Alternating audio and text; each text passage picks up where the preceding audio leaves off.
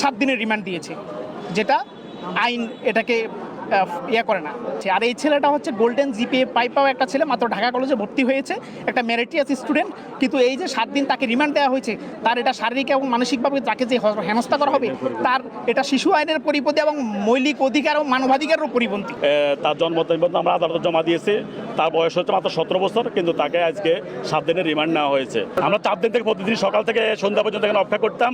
একবার থানায় যেতাম, থানা বলে আমাদের কাছে নাই, ডিবিতে যেতাম, ডিবি বলে আমাদের কাছে নাই, কিন্তু আজকে জানলাম যে তাকে ডিবি থেকে এখানে নিয়ে আসছে। যেটা হচ্ছে এখানে ওর অ্যাকুইজড হচ্ছে 16 নম্বরে, যার নাম হচ্ছে হাসনাতুল ইসলাম ফায়াজ, একাডেমিক সার্টিফিকেট এবং অ্যাকর্ডিং টু বার্থ সার্টিফিকেট তার বয়স হচ্ছে 17 বছর 3 মাস। হ্যাঁ 17 বছর প্লাস। কিন্তু আমরা যেটা একাডেমিক সার্টিফিকেট অনুযায়ী, যেহেতু তার বয়স কম, আমরা বিজ্ঞ আদালতে একটা অ্যাপ্লিকেশন দিয়েছি যে তাকে শিশু আদালতে প্রেরণ করার জন্য এবং রিমান্ড স্থগিত রাখার জন্য বা আমাদের পিটিশনটা নথিভুক্ত করার জন্য। কিন্তু বিজ্ঞ আদালত আমাদের কোনো কথাই শুনলেন না।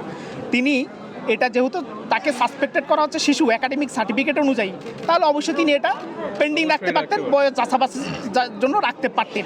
কিন্তু বিজ্ঞ আদালত এই শিশুকে 7 দিনের রিমান্ড দিয়েছে, যেটা আইন এটাকে করে না। তো আমরা এটা একটা যেটা পেয়েছি যে উনি আমাদের যদি পিটিশনটা নথিভুক্ত রাখতে পারতো বা বয়স যাচাই বাছাইয়ের জন্য রাখতে পারতো, তাহলে উনি একটা টাইমে, এটা সার্টেন টাইমে সাসপেক্টটা ক্লিয়ার হয়ে যেতে পারতাম, যেহেতু একাডেমিক সার্টিফিকেট এবং বার্থ সার্টিফিকেট আমাদের আছে। আর এই ছেলেটা হচ্ছে গোল্ডেন জিপিএ পাই পাওয়া একটা ছেলে, মাত্র ঢাকা কলেজে ভর্তি হয়েছে, একটা মেরিটিয়াস স্টুডেন্ট। কিন্তু এই যে 7 দিন তাকে রিমান্ড দেওয়া হয়েছে, তার এটা শারীরিক এবং মানসিকভাবে তাকে যে হেনস্থা করা হবে, তার এটা শিশু আইনের পরিপন্থী এবং মৌলিক অধিকার ও মানবাধিকারেরও পরিপন্থী। তাকে যখনই আন্দোলন শুরু হয়েছে, আমরা তাকে পরিবারের পক্ষ থেকে তাকে সতর্ক করছি যে দেশের যেন ঘর থেকে না বাইর হয়। কারণ আমরা সে এবার গোল্ডেন এ প্লাস পাইছে শামসুল হক খান স্কুল অ্যান্ড কলেজ থেকে, বিজ্ঞান বিভাগ থেকে। সে ঢাকা কলেজে মাত্র ভর্তি হয়েছে। আমরা বললাম তুই এখন এই সময় একাডেমিক কিছু কোর্স তাকে করাচ্ছিলাম, কিন্তু সে কখনো এগুলোর সাথে জড়িত ছিল না। কিন্তু সে বন্ধুবান্ধবরা ছিল, বন্ধুবান্ধব তাকে বিভিন্ন তথ্য ফোনে জানাতো, সে এগুলো বন্ধুবান্ধবদের সাথে কথা বলছে। ওই কথা সূত্র ধরে আমরা জানতে পারছি তাকে 24 তারিখ রাত্রে 10টায় বাসা থেকে তার পিতার বাসা থেকে নিয়ে গেছে।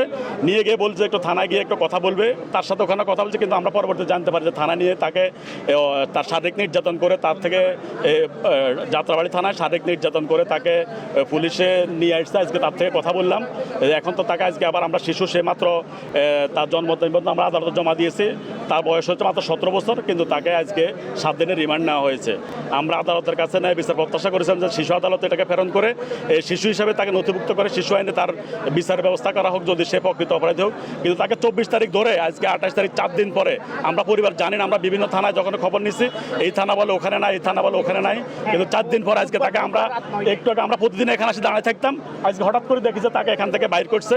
সাথে সাথে আমরা আইনজীবী গিয়ে তার খুলে আমরা কাগজপত্র সাবমিট করছি, কিন্তু বিজ্ঞ আদালত তাকে 7 দিনের রিমান্ড দিয়েছে। আমরা আদালতের কাছে ন্যায় বিচার প্রত্যাশা করছি। ধরছে যাত্রাবাড়ি থানা, ধরে পরে আমরা পরে জানতে পারছি তাকে আজকে ডিবি থেকে তাকে নিয়ে আসছে, এতটুকু জানতে পারছি।